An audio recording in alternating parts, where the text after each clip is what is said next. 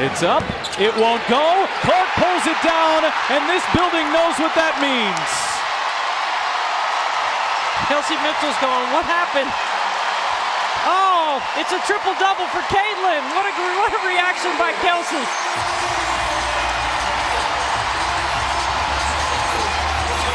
Well, how about the knowledgeable fans in this building? They burst out of their seats like it was a game winner. And Caitlin Clark has a triple-double. It's the second ever for a rookie, and they both belong to her.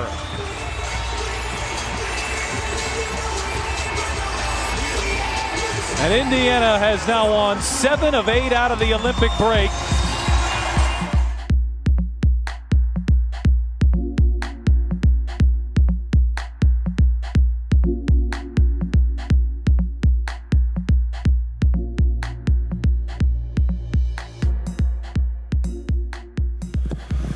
Caitlin, how aware are you at the end of a game, something like that? Obviously, you're not trying to like manipulate the game, but obviously people knew the last rebound is triple-double. I mean, it's right next to the scoreboard, so I think everybody's pretty aware of what's happening. I mean, honestly, like, somebody had to get the rebound, and I was actually the closest one to the ball, so, yeah.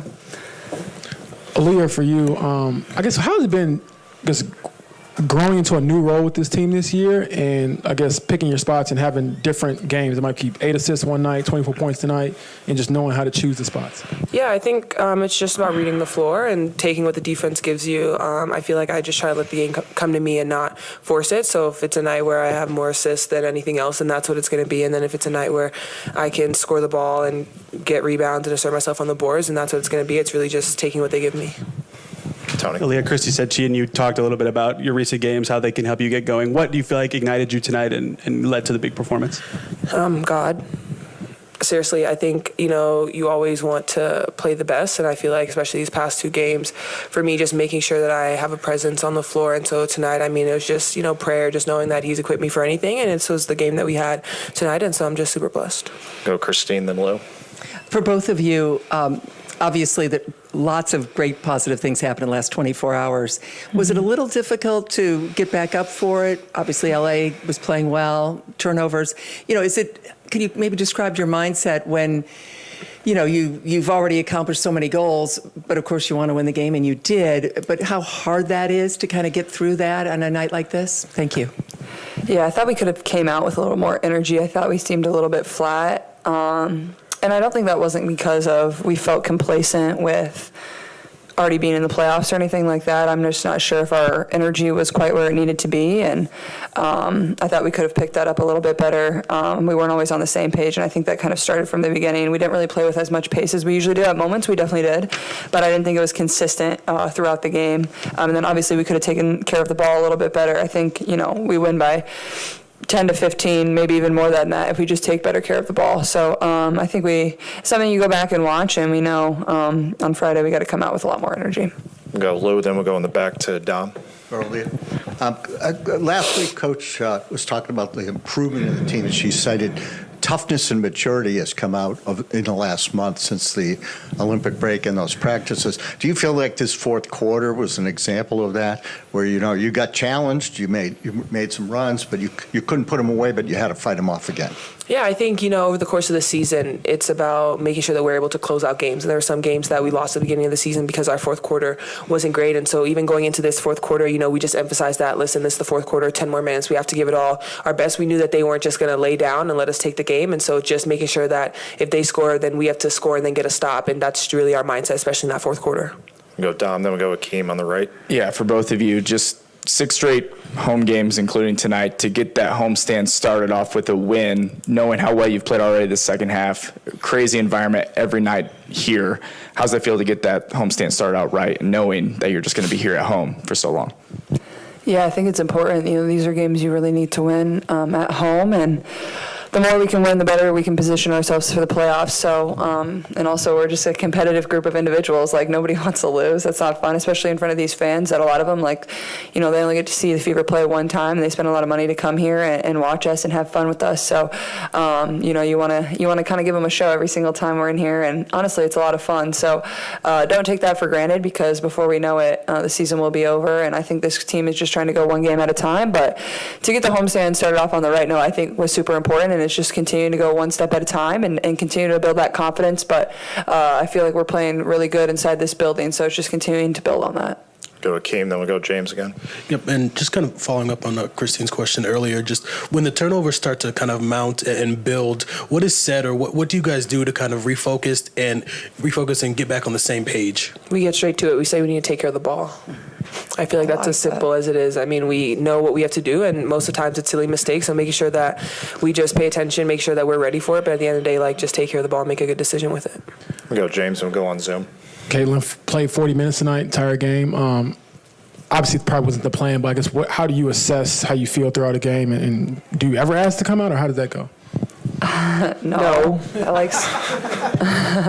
like sprinting. I already told you guys. He likes to run. I don't know. Like, I feel like finding a balance of when to conserve my energy within the game and playing with pace at the same time. I think there's times where you can pick and choose. I think I've done better at that, and I think even over the last road stretch, the coaches found good minutes where I could get a quick breather that becomes very important, especially in the fourth. But I felt tonight like I felt really good and could go the whole stretch. But it's never really they don't really ask me. It's not really my choice. It's more so I know what they're thinking and what we need in the moment. So. Yeah, I mean, I could probably go play another 40 minutes. I don't usually like to stop, so.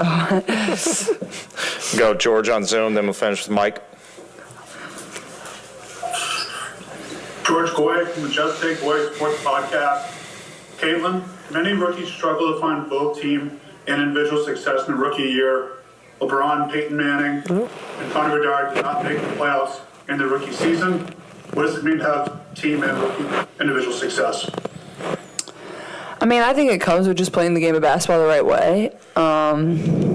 Coming in here, obviously, this organization hasn't been to the playoffs since 2016, and that was my main goal. And I felt like, once I got comfortable and kind of was, playing style of basketball that we wanted to play, which was up-tempo, which was playing off one another, plus playing, setting my teammates up for success. And I think also once my teammates kind of got used to playing with me, it's been pretty smooth sailing and fun basketball since then. And, everything besides team success, like, that all just comes with when your team wins. Like, you got to win to have all that on the side, and nobody really cares about that.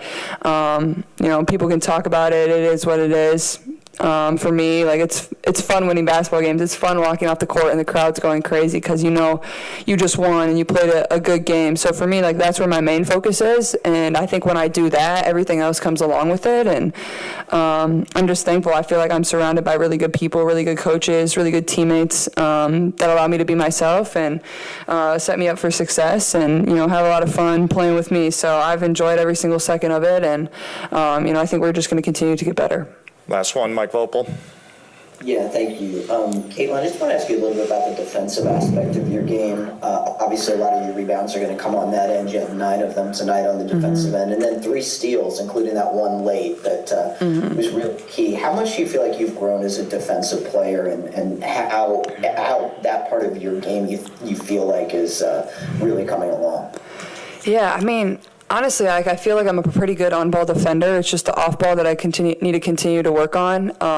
Sometimes I get caught, watching my man, or don't always rotate in the way that I need to. I get caught standing a little bit, and the rotations are very different than what I did in college. So I think it's still been kind of a learning process for me, and I continue to go back and watch the film with Coach Jesse and continue to learn.